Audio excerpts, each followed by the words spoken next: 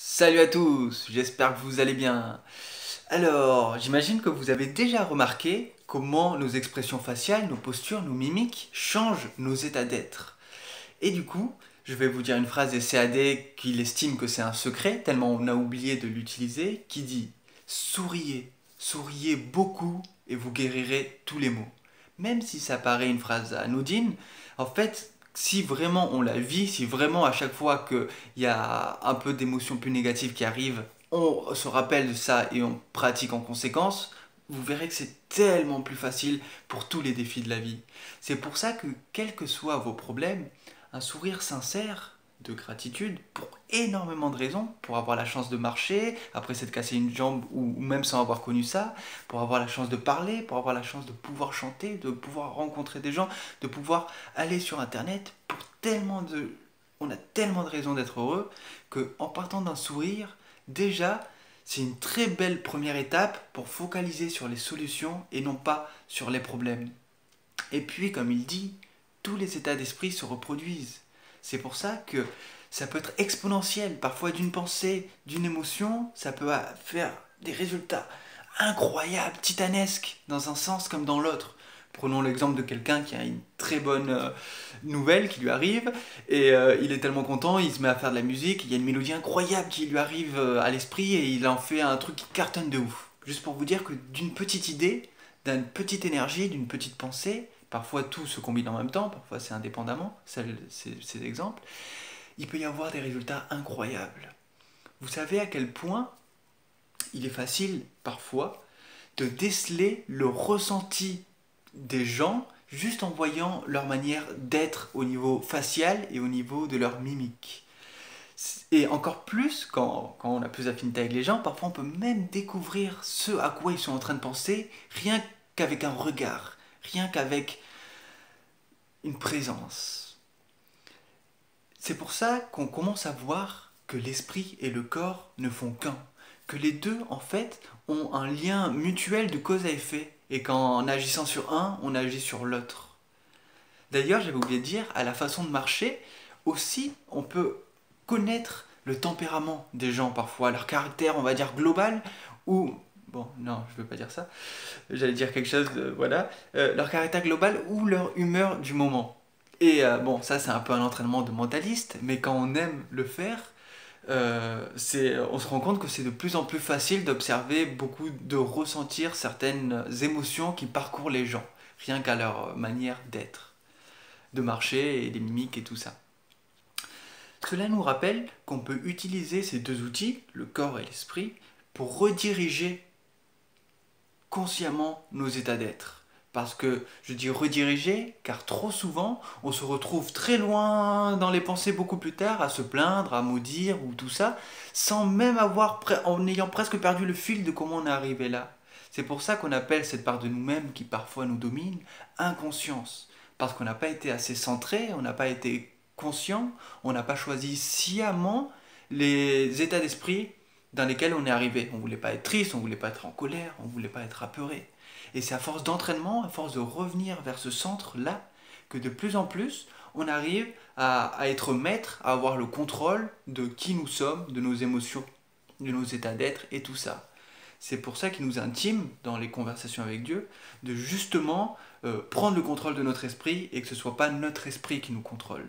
Il dit ça dans le sens que notre esprit a beaucoup de schémas qui sont dominés par le conditionnement, aussi bien par la culture. Si vous êtes né dans un pays musulman, vous aurez plus de chances par exemple d'être musulman et de aimer ça ou pas ça. Pareil pour un pays chrétien, pareil pour un endroit où ils seront plus athées.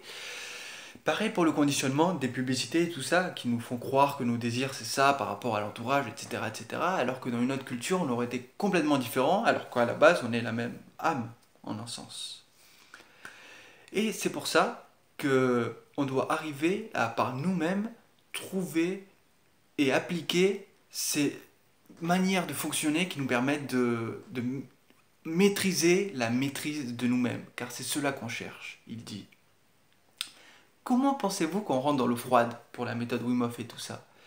Bien sûr, en étant droit, parce que la posture compte, en se sentant fort, fier, en souriant. Moi j'adore en souriant et j'ai besoin de sourire en étant dedans. Certains, je sais que ils font sans sourire en se concentrant beaucoup d'une manière très grave au niveau des yeux, mais il doit y avoir même pour eux, j'imagine, un sourire interne, une fierté, une joie, une puissance à faire cela. C'est pour ça que si vous le faites pas, bah, vous apprendrez à chaque fois le fait d'aller dans l'eau froide et du coup vous irez jamais dans l'eau froide, etc. Parce que ça prendra plus d'énergie que la joie et la puissance que ça vous apportera. Si je ne vais pas vers l'intérieur, je vais en manque vers l'extérieur. C'est une des phrases des CAD qui pour moi est une des plus importantes et que même si elle sonne très théorique, si vous avez compris les points précédents, si vous les avez expérimentés dans votre vie, vous voyez que c'est beaucoup plus vrai que simplement de la théorie. C'est pour ça que c'est si important de choisir comment on se sent à l'intérieur. Et on le choisit par nos mimiques, nos manières en souriant ou pas, en se tenant droit ou pas, en étant content ou pas, mais aussi notre esprit choisit, car c'est nous-mêmes qui choisissons. Comme il le dit, à tout moment, vous pouvez décider quels sont vos états d'être. Vous n'avez pas à laisser quelque chose d'extérieur à vous le décider à votre place. C'est pour ça qu'il dit apprenez à utiliser votre esprit plutôt qu'il vous utilise, comme je l'ai dit tout à l'heure. Mais c'est vraiment très important de le voir car l'esprit c'est comme un outil incroyable, une super machine aussi bien de paix que de guerre dans le sens puissante, que on peut dominer, mais elle peut aussi nous dominer. Donc on doit faire attention avec ça. Et là on en vient au point de changer le paradigme parole, pensée, parole, action, qu'il dit. On fonctionne tous un petit peu trop à rebours. C'est-à-dire, on pense d'abord quelque chose, oh non, l'eau elle va être froide, ou le sport il va me fatiguer. Ensuite, on le dit, genre aux potes, bon, ta session ça a été comment? Non, j'étais fatigué, je suis pas allé. Oh là là, elle était taille de froide, ça a été dur, je crois pas que je vais le refaire. On parle et ensuite on agit. Et puis on reteste l'eau froide, et puis on teste ça, et puis on teste ça. Et pardon, pour la personne qui parlait à ses amis, je voulais le dire dans le futur, non, je pense qu'elle va être trop froide, etc. Pas dans le passé. Même si après, il parlera aussi de ça dans ce temps-là, au passé. Mais il nous invite à changer le paradigme, à d'abord faire la chose, faire son sport, ho, ho, ho. Ensuite, en parler, ah franchement c'était ça a été même en parler à nous-mêmes quoi, franchement je me sens bien, c'est cool, etc. Et ensuite penser par rapport à ça, ouais en fait c'était cool, franchement ça vaut le coup, je me sentais taille de bien, j'ai moins mal à mes articulations, je tiens mieux droit sur moi-même, ou le froid il m'a bien vivifié, je me sentais super puissant pour le reste de la journée. Et vous vous rendez compte que en changeant le paradigme, en d'abord agissant comme vous voudriez vous voir agir, comme vous feriez qu'un Sims qui a votre nom agirait, eh bien, vous vous ancrez beaucoup plus dans la présence et vous appréhendez pas, vous n'utilisez pas négativement le pouvoir de l'esprit par la pensée pour vous mettre le doute, la poisse, la peur et tout ça. Mais vous l'utilisez pour au contraire sublimer ce que vous avez déjà agi. Donc c'est très important et très pertinent de le voir en ce sens-là. Maintenant, je voulais parler de la méditation Wim Hof. Quand on fait les... Et quand ensuite on en fait plein des comme ça et ensuite on fait une rétention. On part super loin dans l'esprit, c'est vraiment fabuleux.